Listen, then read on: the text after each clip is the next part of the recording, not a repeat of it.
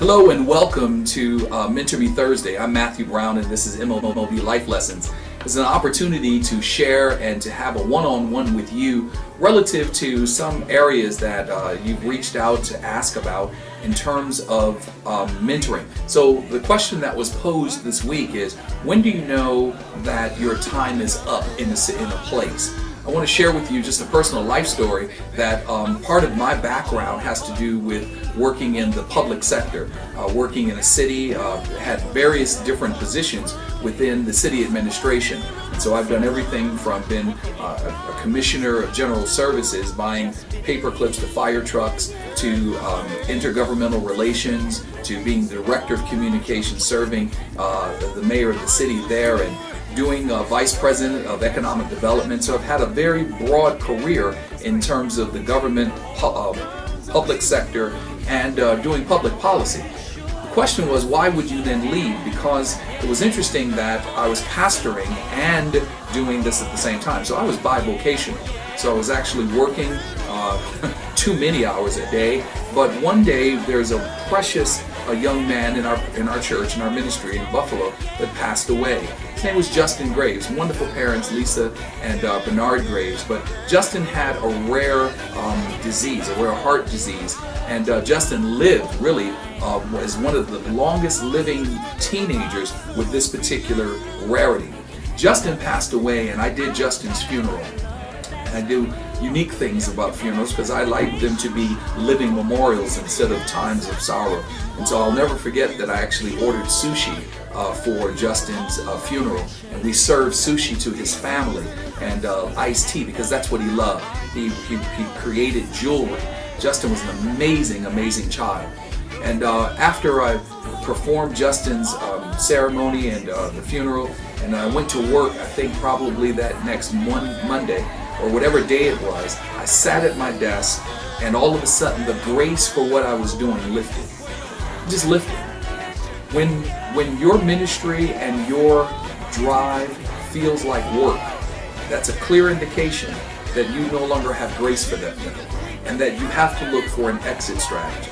Without blinking an eye, I just knew that I could no longer do what I was doing. And while I was so fulfilled in it, and it paid wonderfully, and I just heard the Lord calling me now to that place of doing full-time pastoring, because I was in full-time ministry. So, and I want to share this too. All of the stuff about going full-time ministry, if you're in ministry, it's full-time.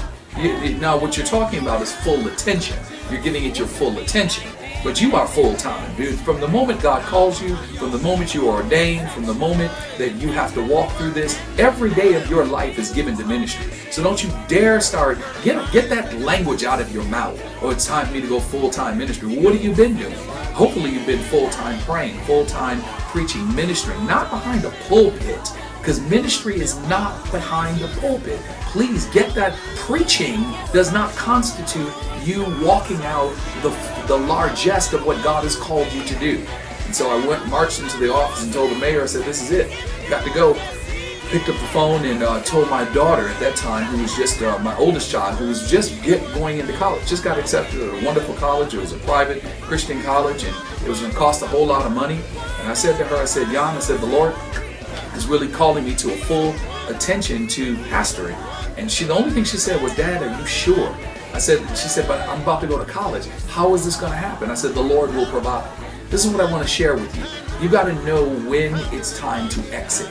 You'll know it because God will lift the grace off of a thing. He'll lift the grace off of a project. He'll lift the grace off of a plan. He'll lift the grace off of a ministry. This is the brutal reality. Sometimes we're doing stuff that we created and God never blessed. We're just trying to and if it's toiling, and if you got to put all of your life, all of your money, all of your stuff to keep something propped up and going, that's not God. That's not God's will for you. You need to learn that if you've applied your best and you've done your all, that sometimes you've got to back away from it because the grace for that or the season of that has come to an end. So I want you to begin to identify, where do you need to look at your exit strategies? You should go into everything looking for an exit strategy in terms of business ideas, because the shelf life of every product now is very small. With technology today, you can buy something, have it 3 months, and there's another model coming out when they launch the one that you just bought.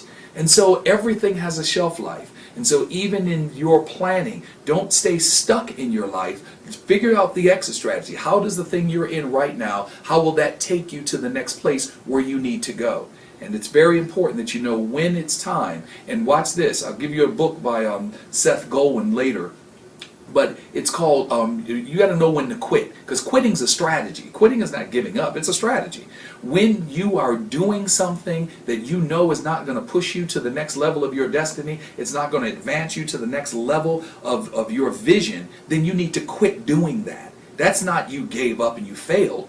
Quitting is a strategy. You got to know when you have an exit strategy and when it's time to go. I'll see you next Thursday on Mentoring Thursday. This is Matthew Brown.